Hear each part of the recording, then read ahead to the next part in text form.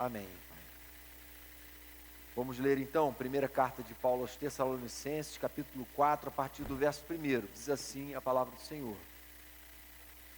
Quanto ao mais, irmãos, já os instruímos acerca de como viver a fim de agradar a Deus, e de fato assim vocês estão procedendo.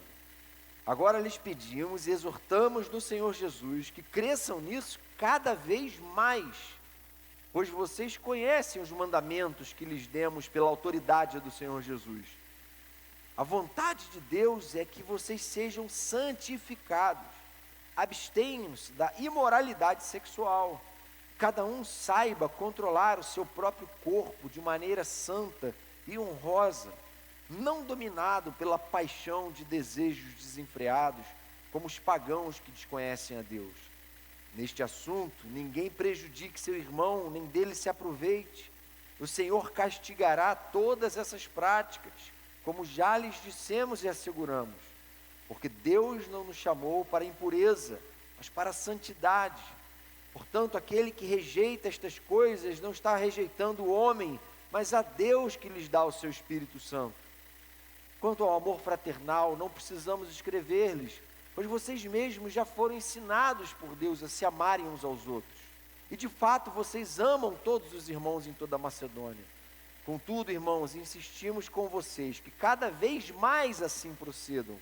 Esforcem-se para ter uma vida tranquila, cuidar dos seus próprios negócios e trabalhar com as próprias mãos, como nós os instruímos, a fim de que andem decentemente aos olhos dos que são de fora e não dependam de ninguém. Amém? Então, irmãos, o apóstolo Paulo passou por algumas regiões, plantou algumas igrejas, como foi o caso de Tessalônica, e ele, com aquele zelo paternal, pastoral, preocupado com a condição espiritual da igreja, aquela preocupação que todo verdadeiro pastor de almas tem, todo aquele que foi vocacionado para o ministério tem, ele escrevia cartas preocupado com as igrejas e com a situação que elas estavam vivendo dentro do ambiente cultural que ela estava inserida, e ele fazia certas advertências, e às vezes ele era até de certo modo duro mesmo, mas essa dureza de Paulo não era uma dureza carnal, uma dureza de um ditador, era a dureza de um pai amoroso, de um pastor que ama as suas ovelhas. 2 capítulos antes, no capítulo 2, verso 7, ele diz assim: olha, nós fomos bondosos quando estávamos entre vocês, como uma mãe que cuida dos seus próprios filhos. Ele ousou se comparar a uma mãe preocupada com seus filhos na fé, com aquele rebanho que ele tinha deixado ali. No 8 ele continua dizendo: sentindo assim tanta afeição por vocês, decidimos dar-lhes não somente o Evangelho de Deus, mas também a nossa própria vida, porque vocês se tornaram muito amados por nós. Há uma palavra de repreensão, de correção ao longo da epístola e das suas outras epístolas também, mas sempre com essa preocupação e esse zelo de que aqueles que haviam se convertido acordassem para a beleza do projeto de Deus e não se acomodassem a uma vida espiritual derrotada diante do inimigo e da carne e do pecado. E aí, irmãos queridos, ele falava isso não porque fosse desconhecedor dos defeitos da igreja. Todo esse zelo e afeto tinha a ver com o entendimento dele do que é o ministério pastoral, né? E ele então expressa isso para ensinar algumas verdades. Eu queria, nessa sessão que a gente leu, tirar aqui 3 verdades importantes que ele coloca para nós nessa sessão. A primeira delas é que uma vida que agrada a Deus progride cada vez mais. Progride cada vez mais? Todo mundo que se converte, a partir daí vive só progredindo cada vez mais? Infelizmente não é assim. Nem todo mundo que tem uma experiência com Deus, a partir daí vive crescendo ou numa crescente relação de intimidade com Deus, de obediência à sua palavra. É verdade que em muitos casos a gente tem visto isso, mas muitas vezes há pessoas que passam anos a fio frequentando igreja e parece que com o passar do tempo elas se tornam piores, pessoas piores. Infelizmente, às vezes acontece isso. Ele fala assim: irmãos, já os instruímos acerca de como viver e agradar a Deus, De fato, assim vocês estão procedendo. Agora lhes pedimos e exortamos no Senhor Jesus que cresçam nisso cada vez mais. Uma vida que agrada a Deus não é uma vida que se acomoda, mas que procura viver numa crescente relação de intimidade com Deus. No verso 10 ele diz: insistimos com vocês que cada vez mais assim procedam. Cada vez mais tem que ser uma marca da vida de alguém que de fato nasceu de novo. Tem que ser uma marca na minha vida e na sua vida. E se a gente fizesse um balanço da nossa caminhada com Deus, desde a nossa conversão agora, a gente diria que desde então a nossa vida tem sido uma vida cada vez mais cheia da presença de Deus, da graça de Deus, da sabedoria de Deus, do amor de Deus, da misericórdia de Deus, não é? Do conhecimento do Evangelho do Senhor, uma vida cada vez mais madura. É isso que ele está falando, gente. Tem que haver amadurecimento, senão vocês estão fazendo o quê? O que está acontecendo que ao invés de haver crescimento, tem havido imaturidade no meio de vocês? A gente sabe quais são os meios que o Senhor criou para o nosso amadurecimento, não sabe? Não é? Oração, buscar a palavra de Deus, ler, meditar nela, se alimentar dela, procurar crescer nela, comunhão, célula, meios que Deus criou para a gente viver uma vida de verdadeira comunhão. Isso é meio que Deus usa para nos amadurecer na caminhada, esse feedback, essa resposta que a comunidade da fé nos dá. Meditação na palavra, adoração, todos esses são meios, e a pergunta é: a gente tem por esses meios procurado crescer e se tornar cada vez mais adultos na fé, com um posicionamento maduro, equilibrado, santo, saudável?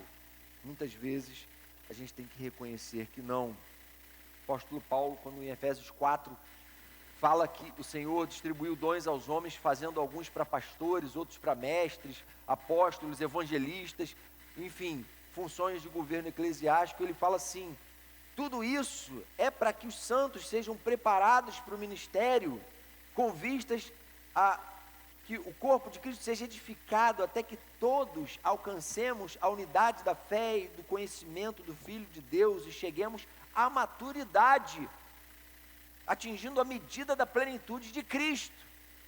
Ou seja, para que toda essa estrutura? Para que fim de semana de treinamento, Ibrae, retiro, pregação pública do Evangelho? Para que isso? Para que essa liderança, esse zelo todo? Para que a comunidade da fé seja cada vez mais uma comunidade madura, uma comunidade espiritualmente preparada. E é assim que tem acontecido na minha e na sua vida. É uma reflexão, não é uma acusação, uma pergunta de reflexão para nós. Poxa, será que eu tenho crescido, eu tenho por esses meios procurado crescer na minha relação com Deus? Porque senão, segundo Paulo, essa não é a vida que agrada a Deus, não é o projeto que Deus tem para nós. Não se trata apenas de um amadurecimento enquanto homens e mulheres, trata-se de um amadurecimento espiritual em Cristo. Por isso ele diz: cresçamos em tudo naquele que é a cabeça, Cristo. Um crescimento não no sentido de que eu me torno cada vez mais um homem, com uma postura de homem, de adulto, com uma mente madura do ponto de vista humano, mas no sentido de que eu me torno cada vez mais alguém que enxerga o mundo e as pessoas pelas lentes de Cristo, com a misericórdia de Cristo, com o amor de Cristo, com a sabedoria, alguém que tem o que acrescentar no processo da comunhão cristã. E essa deve ser uma busca nossa. Às vezes eu cito Hebreus 5 também, e esse versículo é um versículo que deve ser um alerta para nós. O autor de Hebreus diz assim: gente, quando vocês já deveriam ser mestres atendendo o tempo decorrido, tem necessidade de que alguém ensine de novo quais são os princípios mais básicos da fé. Vocês já deviam ser mestres. O que está acontecendo que não tem havido tanto crescimento? Você não tem se tornado cada vez mais, crescentemente, um cristão maduro. Isso deve nos incomodar. Não é para a gente, com essa palavra, se sentir acusado, mas é com essa palavra se sentir assim: Senhor, me perdoa, porque eu ainda ajo como um bebê na fé. E às vezes nem novos convertidos agem com tanta imaturidade espiritual. E a gente então tem que buscar isso. Do contrário, nossa vida não vai ser como a vereda do justo, não é? Vai brilhando mais e mais até ser dia perfeito, de glória em glória, de fé em fé, de luta em luta, segundo o chamado do Senhor para nós. Duas aplicações aqui desse primeiro ponto. A primeira delas, não vamos nos acomodar, vamos buscar ao Senhor de todo o nosso coração, pelos meios que Ele mesmo providenciou para isso. Vamos buscar, é muito bom esse tempo que precede o retiro, a gente faz 40 dias de jejum, oração, e gente das mais diversas idades participando desse jejum, desse tempo separado para pensar em Deus, pensar na nossa vida com Deus. Para mim, pessoalmente, tem sido muito profundo, muito tocante, é muito impactante, muita coisa eu tenho pensado e refletido sobre a minha vida por causa desse tempo separado aqui. Vamos parar tudo, não vamos começar um ano como mais um ano que está começando, e a vida vai sendo uma sucessão desordenada de fatos. Vamos parar, nos aquietar na presença do Senhor, ouvir o que Ele quer, a direção que Ele quer dar para nós como igreja. Amém? Segunda aplicação desse primeiro ponto, vamos sonhar alto. Eu sonho alto, eu tenho grandes metas, tenho grandes objetivos na vida. Não é isso. Tendo como referência e meta o caráter de Cristo. Nosso grande sonho, nossa grande meta na vida, nosso ideal, não é algo que a gente humanamente tenha construído, mas é o caráter de Cristo. Ser como o meu Senhor, como a gente cantava lá no tempo de congregação jurássico, 15 anos atrás. Como eu desejo ser como meu Senhor, a música do José Rodrigues. Então, gente, vamos buscar isso de todo o nosso coração. Segunda verdade que Paulo fala a respeito de uma vida que de fato agrada a Deus, é uma vida que persegue pureza. Deus se agrada de vidas que buscam e se empenham e perseguem pureza de coração. Verso 3, a vontade de Deus é que vocês sejam santificados, abstenham-se da imoralidade sexual. No verso 7 ele diz assim, Deus não nos chamou para impureza, mas para a santidade. E é interessante que nessa sessão de 12 versículos, ele dedica 6 versículos no miolo aí, à questão da pureza sexual. Para mostrar o quê? Que esse não é um problema contemporâneo, esse é um problema desde Gênesis 3, Marcão? Desde Gênesis 3, crises em relação à sexualidade, pecados sexuais, imoralidade, adultério, fornicação, sexo pré-conjugal, extraconjugal, seja lá o que for, são problemas que estão no coração do homem, precisam ser encarados assim e tratados à luz da palavra de Deus. E a gente vive, gente, numa sociedade totalmente adoecida pela pornografia, pelos vícios ligados a essa área. Até recomendo a mensagem que o pastor Henrique, uma palestra que ele deu para os casais aqui, do Papo Família, está disponível no nosso canal no YouTube, em que ele fala sobre estudos recentes que mostram que há substâncias que o cérebro produz em níveis que geram dependência, inclusive neurológica, da exposição à pornografia. Problemas que são patológicos do homem caído, e hoje a sociedade está extremamente adoecida. E aí, no meio de todo esse contexto social, cultural, de permissividade, de frouxidão moral, ao invés de a gente comparar a estatística da igreja com o mundo e falar, poxa, glória a Deus, porque a estatística da igreja é totalmente diferente, e realmente todo mundo quer ir para dentro da igreja, porque lá eles vão fugir disso. A estatística é praticamente a mesma, não tem muita diferença. Isso denuncia, irmãos queridos, adoecimento por parte da igreja evangélica brasileira e no mundo todo. Recentemente, teve um hacker que entrou num site especializado em adultério, em promover adultérios, encontros entre pessoas casadas.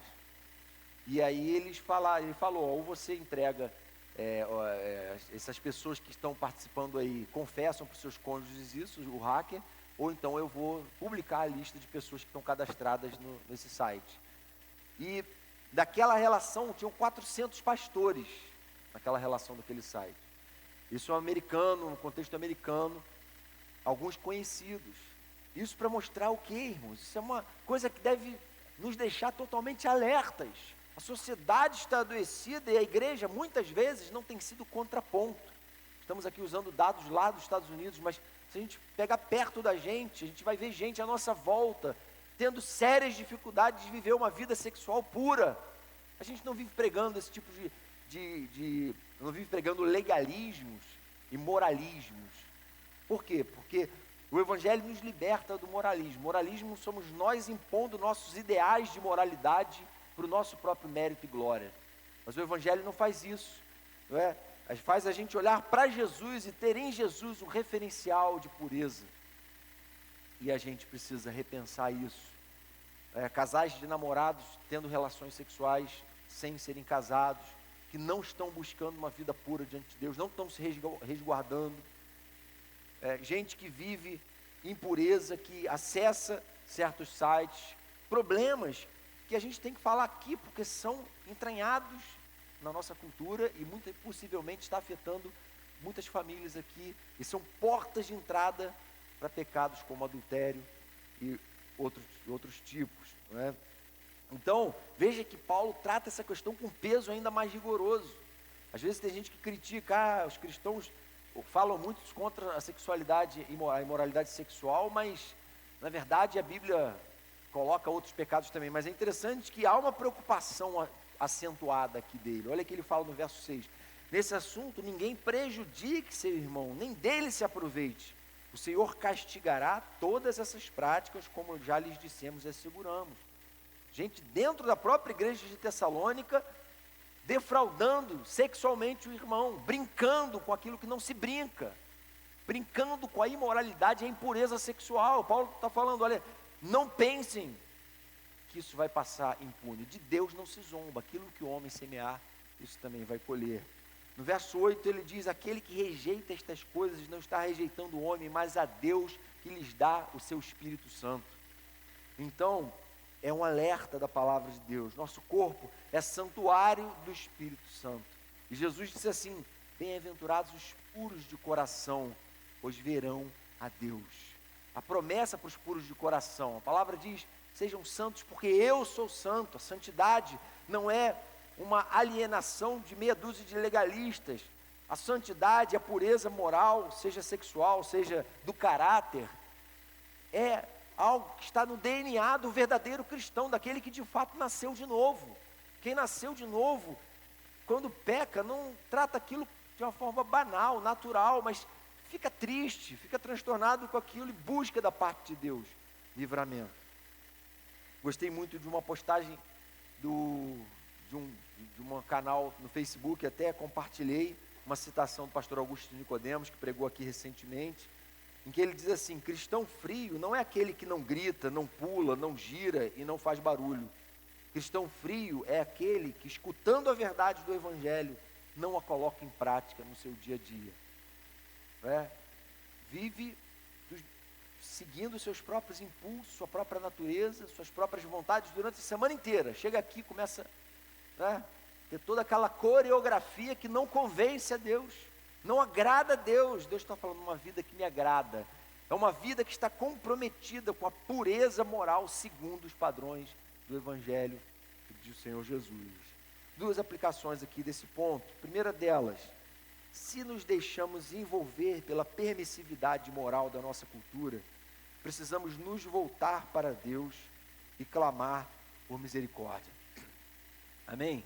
Ou seja, a mensagem de Paulo, com toda essa ternura pastoral dele, não é assim: olha, quem estiver caindo nisso, está perdido, está lascado, não é? Já era, vai para o inferno. Está falando assim: olha, a coisa é séria, mas há a possibilidade de conserto diante de Deus. Procurem a pureza moral, a vida que agrada a Deus. É um processo. Deus tem tido misericórdia e paciência com você, tem. Mas você não pode abandonar o processo, deve buscar isso de todo o seu coração. Segunda aplicação: precisamos expurgar qualquer frouxidão moral e dar lugar ao projeto de Deus para a celebração de uma sexualidade santa. Amém? Ou seja, expurgar por quê? Porque isso entra em nós. Você sem perceber já não acha tão estranho. teu filho ir para casa com a namorada e ficar lá o fim de semana sozinho, enfim, ficar sozinho no carro em certos lugares, entre outras questões. Você já começa a achar tudo muito normal, e começa a achar até bonito, até louvar o pecado como muita gente louva. A gente está aí entrando agora na Semana Nacional de Celebração da Imoralidade Sexual, né, que é a Semana do Carnaval.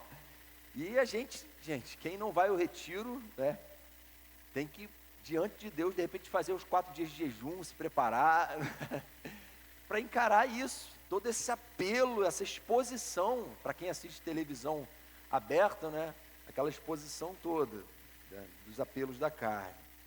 Terceira verdade que ele fala sobre uma vida que agrada a Deus é que ela é marcada pelo amor comunitário. No verso 9 ele diz assim: quanto ao amor fraternal, não precisamos escrever-lhes, pois vocês mesmos já foram ensinados por Deus a se amarem uns aos outros. E de fato, vocês amam todos os irmãos em toda a Macedônia.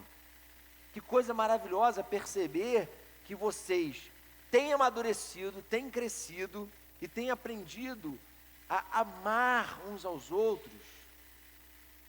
Não porque eles são bonitos, cheirosos, perfeitos, bacanas com você, mas por eles serem os seres humanos, cheios de defeitos que eles são. A grande beleza do Evangelho é que ele não nos convida a viver confinados numa comunidade, num gueto, onde as pessoas são todas perfeitinhas e cheirosinhas, mas ele nos ensina a amar os nossos inimigos e a orar por aqueles que nos perseguem, a conviver com pessoas que às vezes até falam mal de nós, e a gente aprender a amar essas pessoas com todas as dificuldades e diferenças que a gente tem, com toda a complexidade que isso envolve. Jesus deixou isso muito claro lá em Lucas 6, ele diz assim: que mérito terão se fizerem o bem àqueles que são bons para vocês? Até os pecadores agem assim. Amem, porém, os seus inimigos, façam-lhes o bem, sejam misericordiosos, assim como o Pai de vocês é misericordioso. Amém? Esse é um desafio, porque senão nunca vai acabar esse negócio de gente desigrejada defendendo que você não precisa do convívio comunitário.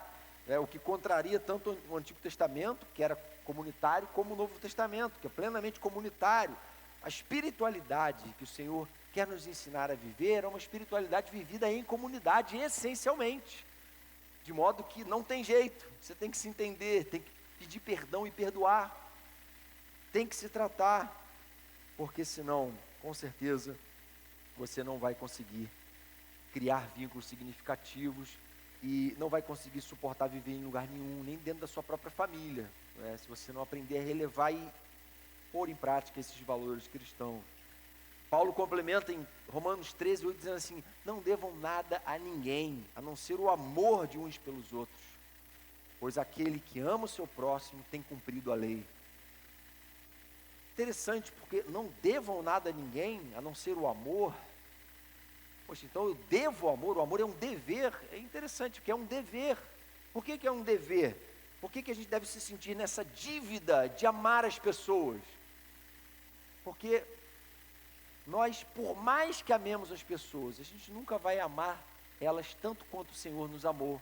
Então há uma dívida de gratidão em nós, pelo amor de Deus por nós, que deve nos fazer sentir prontos a amar também as pessoas, a amar aqueles que não nos agradam muito, aqueles que nos contrariam, aqueles que pensam diferente da gente, aqueles que têm preferências diferentes. E esse é um desafio enorme, não estou dizendo que isso é fácil. Para a glória de Deus, a gente precisa buscar isso. Amém? Terceira, então, aplicações aqui desse último ponto. A primeira delas, o amor ao próximo é contrário à nossa natureza caída, na mesma medida em que é a característica que nos identifica como cristãos. Ou seja, o que Jesus diz em João 13:35, nisto conhecerão todos que vocês são meus discípulos. Em quê? Se vocês tiverem amor uns pelos outros. Esse é o nosso distintivo. As pessoas olham para nós e dizem: olha, o amor aí fora está se esfriando de quase todos. Existem paixões, existem camaradagens, existem, enfim, gente divertida, que entretém a gente, mas amor, que ama com as diferenças, que ama o inimigo, o opositor, que vai na contramão do espírito vingativo do pecado, isso não tem. Isso é a experiência da igreja de redimidos, da comunidade de redimidos e salvos. Segunda aplicação desse ponto, vamos valorizar a experiência da vida comunitária, pois não é à toa que ela está no centro da palavra de Deus do início ao fim. Amém? Não é à toa, Deus quer tratar com a gente, não é? Deus quer tratar a nossa vida, e Ele, na palavra dEle, o tempo todo fala uns aos outros, sujeitai-vos uns aos outros, encorajem-se uns aos outros, amem uns aos outros, exortem uns aos outros, orem uns pelos outros. A experiência é comunitária essencialmente, e a gente está a poucos dias de ter ali o clímax da experiência comunitária durante o ano, né? Retiro, aquele momento de encarar fila, de dividir alojamento, de dividir banheiro, aquela coisa que, acho que é essa experiência que faz a gente se sentir no céu ali, né? Você despoja completamente o seu ego, suas crises, seus caprichos, não é? Humanos naturalmente. Então, qual é a conclusão que o próprio apóstolo coloca nessa sessão aí, gente? Verso 11, esforcem-se para ter uma vida tranquila, cuidar dos seus próprios negócios, trabalhar com as próprias mãos, como nós os instruímos, a fim de que andem decentemente aos olhos dos que são de fora e não dependam de ninguém. Uma vida que agrada a Deus sabe se portar diante da sociedade. Uma vida que agrada a Deus está sim preocupada com os olhos dos de fora. Será que eu estou cumprindo a minha missão de ser sal da terra, luz do mundo, de fazer diferença no contexto social em que eu estou? Ou seja, essa é a preocupação dele. Por que é tão importante que a gente se ame comunitariamente, que a gente procure viver uma vida de pureza, que a gente procure progredir cada vez mais nessas coisas? Porque à medida que nós crescemos nessas coisas, nós vamos impactando a sociedade, transformando ela de dentro para fora. E esse mesmo raciocínio estava em Paulo lá em 2 Coríntios, ele diz assim, 2 Coríntios 2,15, para Deus somos o aroma de Cristo entre os que estão sendo salvos e os que estão perecendo. Somos o aroma de Cristo para os que estão sendo salvos, para os que estão se perdendo, ou seja, exalamos o perfume de Cristo. As pessoas chegam perto da gente, sentem o cheiro de Cristo, e deve ser assim, mas de qualquer um que foi batizado, de qualquer um que está arrolado, não, daqueles que têm buscado uma vida pura, daqueles que têm buscado crescer e amadurecer cada vez mais, daqueles que têm experimentado e procurado praticar o amor verdadeiro, que ama seus oponentes muitas vezes. Essa preocupação com os de fora, concluindo aqui, é mesmo que está lá no livro de Atos capítulo 2 também, louvando a Deus e tendo a simpatia de todo o povo, e o Senhor lhes acrescentava diariamente que iam sendo salvos. Qual é a comunidade saudável que vai crescendo e vai sendo acrescentado gente a ela? É a comunidade que agrada a Deus. Que comunidade é essa? Perfeita? Não. A de gente que com o coração quebrantado, arrependido e humilde tem buscado pureza, tem buscado crescimento, amadurecimento na presença de Deus para a glória dele. E aí, concluindo com as palavras de Jesus em Mateus 5,16, assim brilha a luz de vocês diante dos homens, para que vejam as boas obras de vocês e glorifiquem o Pai de vocês que está nos céus. Amém? Ou seja, o Jesus que as pessoas vão conhecer é o Jesus que você está representando. Que qualidade de Jesus é esse? Que luz é essa que você tem irradiado? Você tem irradiado a luz dele? Tem sido sal que conserva os valores morais? Muitas vezes a gente pode até se tornar moralista, mas não ser aqueles que pelo exemplo prático têm mostrado a diferença. Vamos orar, irmãos, nesse sentido. Senhor querido, obrigado pela tua palavra que é tão clara em nos orientar quanto a uma vida que te agrada. E o nosso clamor aqui, Pai, é que essa seja uma realidade na nossa vida cada vez mais. A gente quer crescer, quer progredir, quer se tornar adulto na fé, a gente quer estar pronto para abençoar aqueles que tanto precisam, que estão à nossa volta. A gente quer amar de verdade, a gente não quer cantar esse amor superficial que o mundo conhece, mas a gente quer amar os nossos inimigos, orar por aqueles que nos perseguem. A gente quer aprender a viver junto, mesmo com tantas diferenças, mesmo aqueles que se opõem às nossas ideias. Queremos depor as nossas ideias, dar lugar, Senhor, àquilo que nos une, a Tua palavra, o Teu Evangelho. Faz assim conosco, vem preparar o nosso coração, vem aquecer as nossas almas, vem nos dar zelo e fervor nesse tempo de preparação para aqueles 4 dias de comunhão que teremos ali juntos, Pai. Faz assim para a Tua honra, louvor e glória no meio da Tua igreja, em Teu nome, Jesus. Amém, Pai.